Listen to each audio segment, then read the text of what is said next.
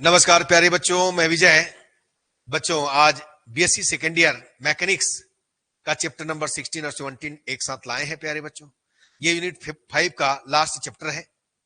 चलिए आइए आज के इंपॉर्टेंट क्वेश्चन देखें और इसका पीडीएफ ऐप विजय क्लासेस में अपलोड होगा।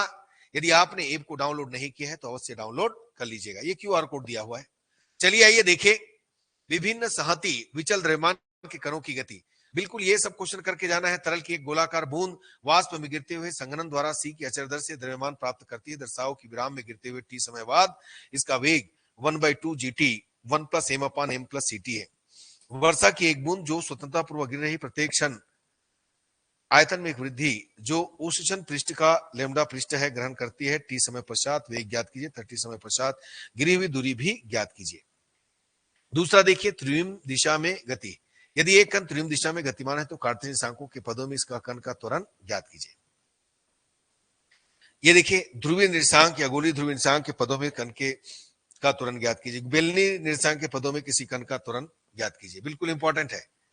ये भी इंपॉर्टेंट है प्यारे बच्चों। एक अर्धगोले जिसकी अक्ष ऊर्ध्वाधर है तथा शीर्ष नीचे की ओर है कि आंतरिक चिकनी पृष्ठ की अनुदिश से कण क्षैतिजता प्रक्षिप्त किया जाता है। प्रक्षेप बिंदु निम्नतम बिंदु से कोणीय दूरी बीटा पर है। दर्शाई की प्रारंभिक वेग जिससे कि कण अर्धगोले के ठीक किनारे रिम पर चढ़ सके √2ag सेक बीटा है।